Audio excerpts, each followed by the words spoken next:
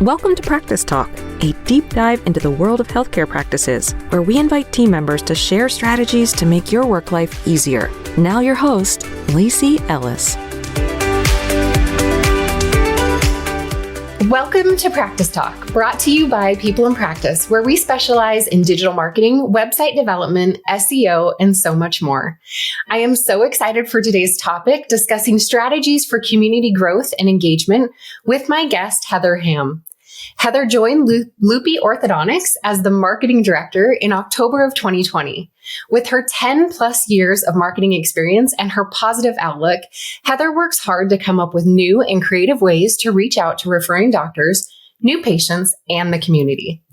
Heather has helped keep the flow of new patients consistent and is very passionate about her community.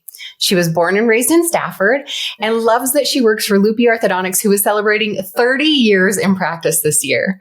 Her passion and smile are contagious. Welcome, Heather. Thank you so much, Lacie, for the introduction. I'm so happy to be here. We're excited. This is very fun for us. So as a reminder to our listeners, don't worry about taking any notes today. We will put together a printable that you'll be able to download for free from our website, filled with the details of today's discussion. As we've discussed on this podcast before, at People in Practice, we specialize in digital marketing and driving genuine leads to your website. However, we know that when there is a strong community presence, the combination of those two marketing efforts is just very powerful. So let's dig right in. Heather, what type of community events have you found to be most beneficial to the practice? The most beneficial events for our practice are the health and wellness expos, generally because most of the participants coming to those are looking for ways to improve themselves. So that's always a good start. It's really a great time for us to show off our practice. We'll bring out our 3D scanners, which is always a great attention grabber. Dr. Lupi is there giving on-site consults. And if they're ready to move forward, we can schedule a follow-up appointment in office. Another event that is really great, it's not so much about getting patients on the spot, but more of a presence for the community. It's called Stafford Night Out. It's put on by our local sheriff's department, and it brings local organizations and local businesses together. Thousands of people come to this event. It's really fast paced. It's super fun for us as a team to be there together. And it's really always great to see past and present patients come up to our booth and say hi.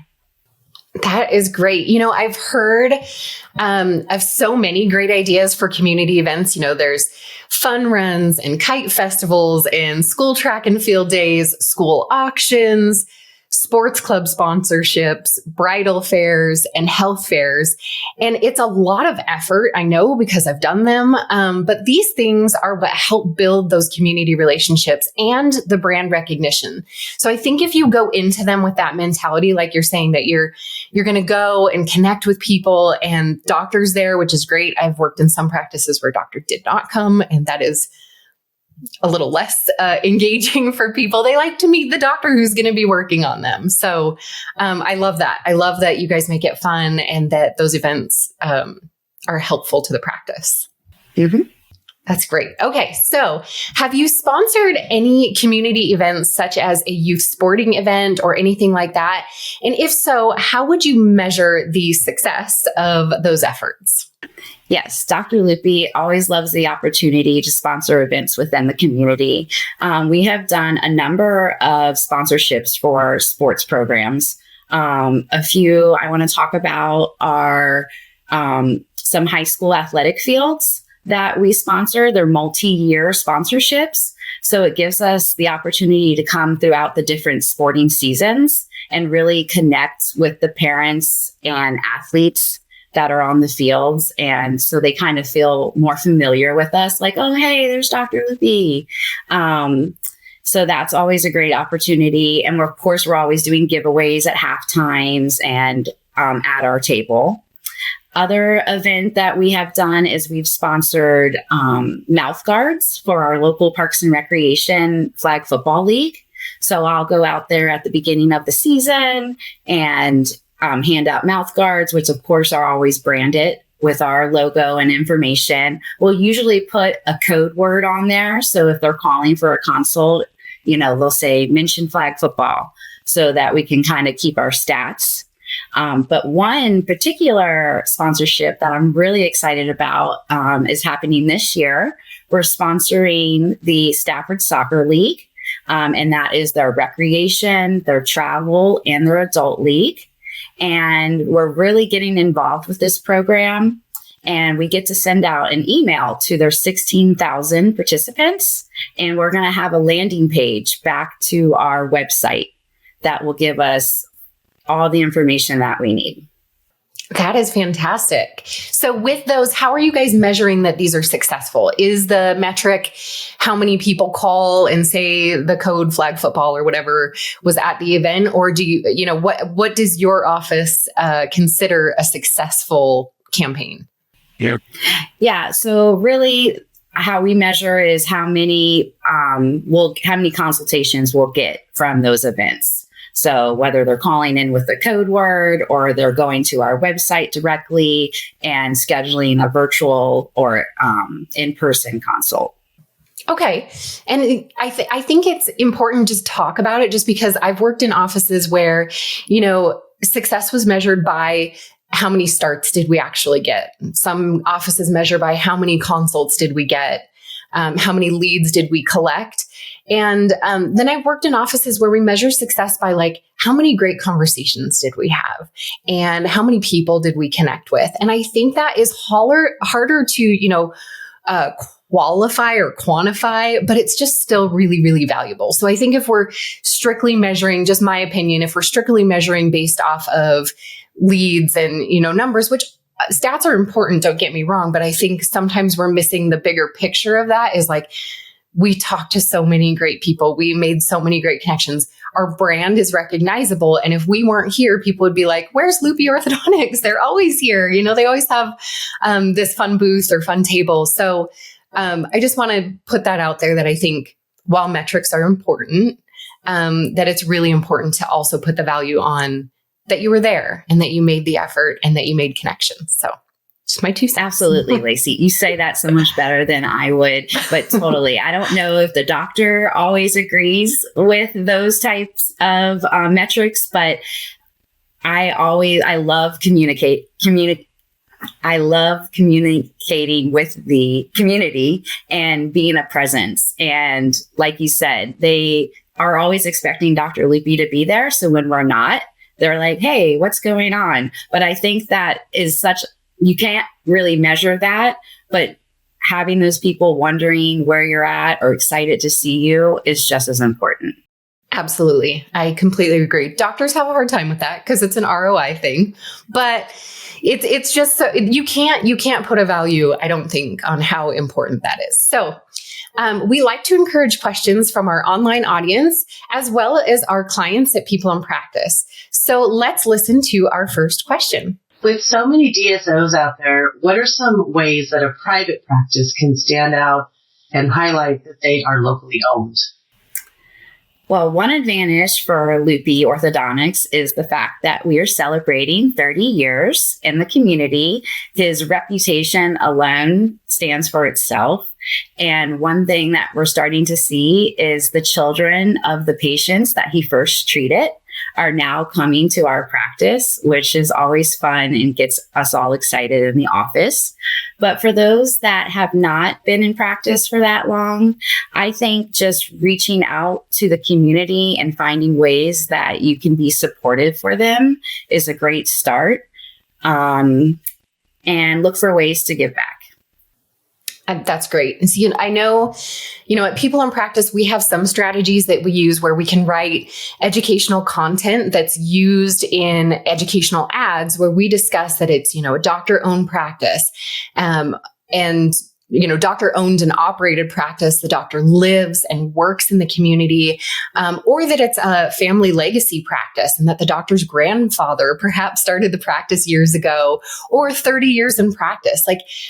countless smiles and people's lives have been touched through those 30 years. Topics like that help people understand the practice better. And what we really try to do is encourage that support local message. And I think that is really taking hold, especially, in the US right now. I think there's this big push to support your local communities. And I think kind of feeding into that message is also helpful when we're talking about going up against a lot of dollars that DSOs and OSOs have. So again, just my thoughts. All right, let's hear our next question.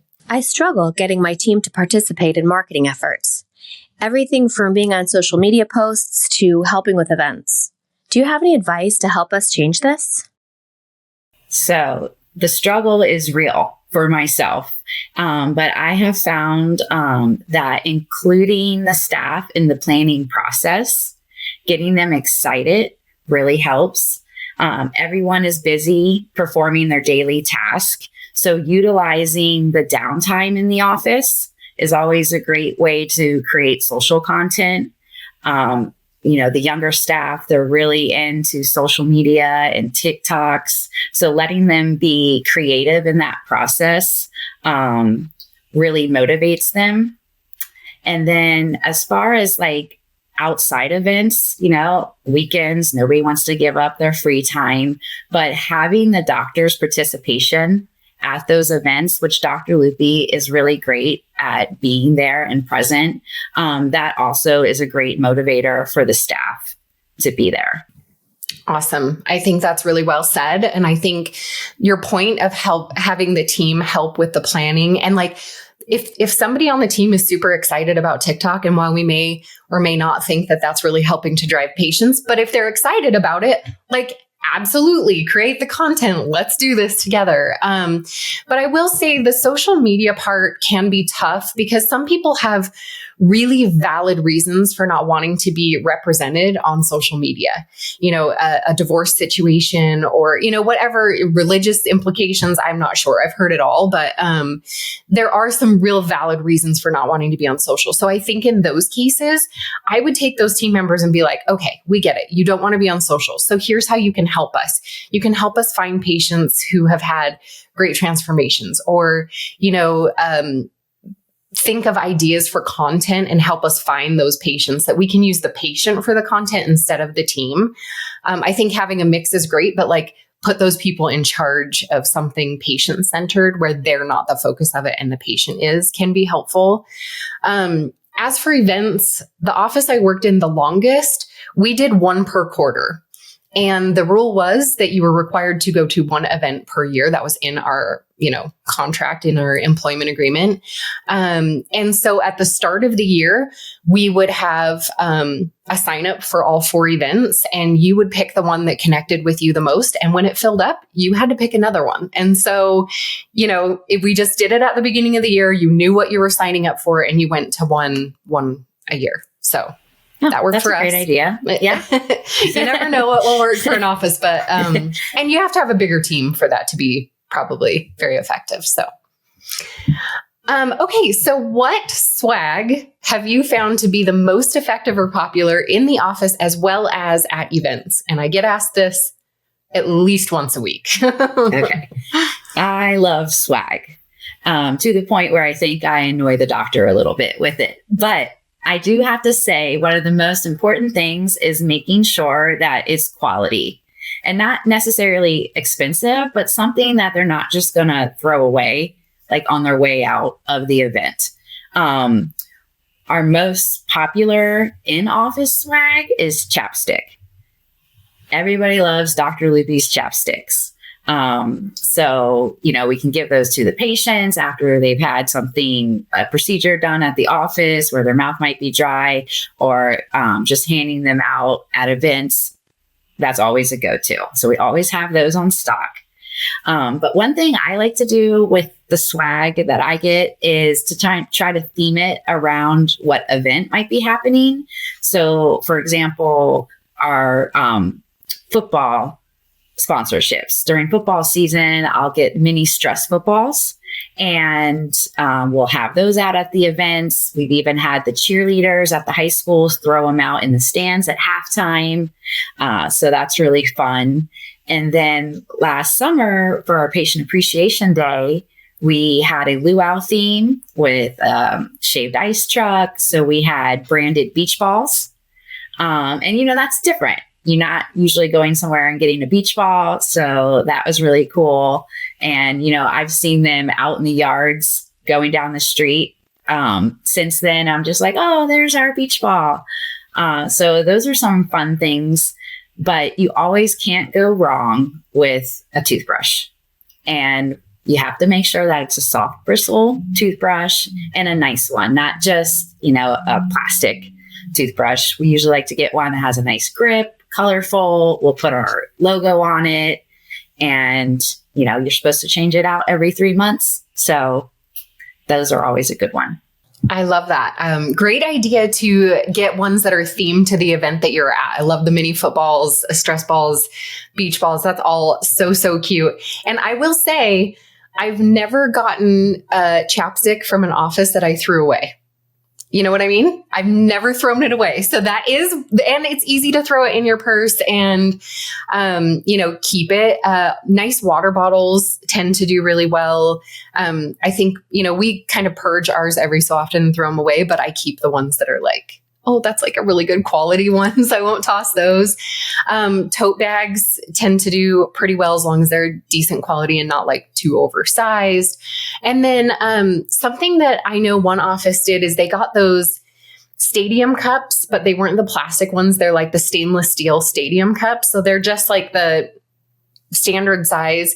We will not throw those away. And I have like 3 of them in my cupboard. I don't live anywhere near this practice anymore. And I won't throw them away because they're like the cup everybody grabs to like get a quick drink of water or something like that. So that's another idea that I've seen be really effective. Yeah, that is a great idea because we have done the plastic cups. And one comment that the doctor made when I ordered them is they never dry all the way in the dishwasher.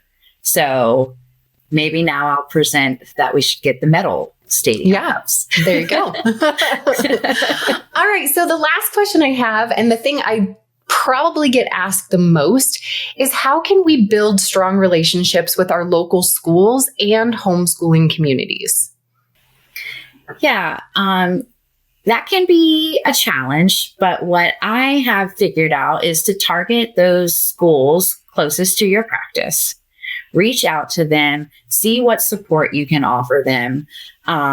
We do many events with our local schools from elementary, middle to high school. We'll sponsor their spring carnivals. Middle school, we're sponsoring 8th grade t-shirts because they're going to be moving up to high school. So we're sponsoring 800 8th grade t-shirts this year. With another elementary school that we're doing they're called car rider tags, and they hang on the rear view mirror. So at pickup line, the staff at the school will see the number. I'm not sure if you know how the car rider lines work, but they'll call out on their walkie-talkie, like student 245's parent is here. So the staff is seeing that, but on the backside of the tag is basically an ad for Lupi Orthodontics, which has been great. We have gotten a couple leads from that. So that's always exciting. So just reaching out to those schools and seeing what ways. It's not always advertising with them, but just being supportive. Another example is an elementary school was going on a field trip to the pumpkin patch, and there was miscommunication and the bus never showed up. So we actually went to the pumpkin patch, picked 40 pumpkins from the patch, loaded them up in the truck, and brought them to the elementary school. And just that presence, showing them that you care, is always a great way for them to reach back out to you. I love that. That is a beautiful representation of you like really caring about the community. And again, that's not one of those things where you can say, okay, we dropped off 40 pumpkins and we got one patient from it. Like that's not how it's going to work. What's going to work is when the parent that works at that school or the parent of the kiddo who got one of those pumpkins calls you, and they may tell you it was the dentist that referred us, because that's usually what people think the strongest referral source they can tell you is their dentist or a patient.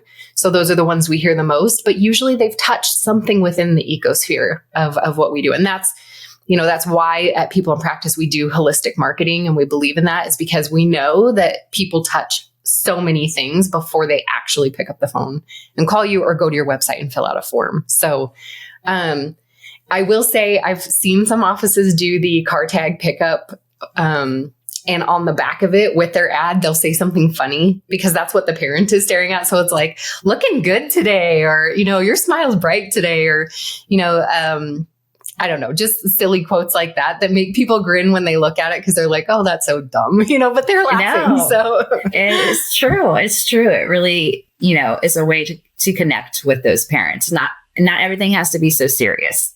Exactly. Exactly.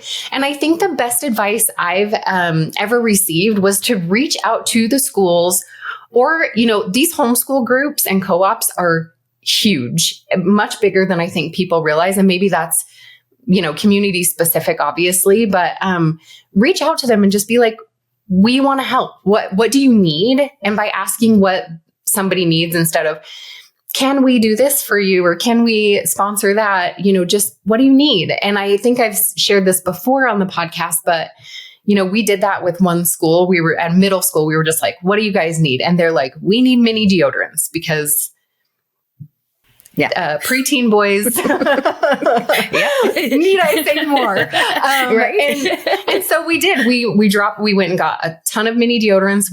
They let us put our sticker on the back of them, but most of those stayed in the gym lockers at the school. So they weren't necessarily getting home, but that wasn't the point. The point was the school was so incredibly grateful for that. We also had a school, actually, we did this at all of the schools, is we dropped off emergency like braces and retainer emergency repair kits to the nurse. And we taught them like how to effectively use wax, because people don't understand it has to be super dry to stick, like all of these things, teaching them how to use the eraser of a pencil to like bend something that's poking, just giving the nurses a little bit of education is also really, they're very, very grateful for that. And if you can give them some tools also for them to keep, they're really grateful for that as well. So just other ideas.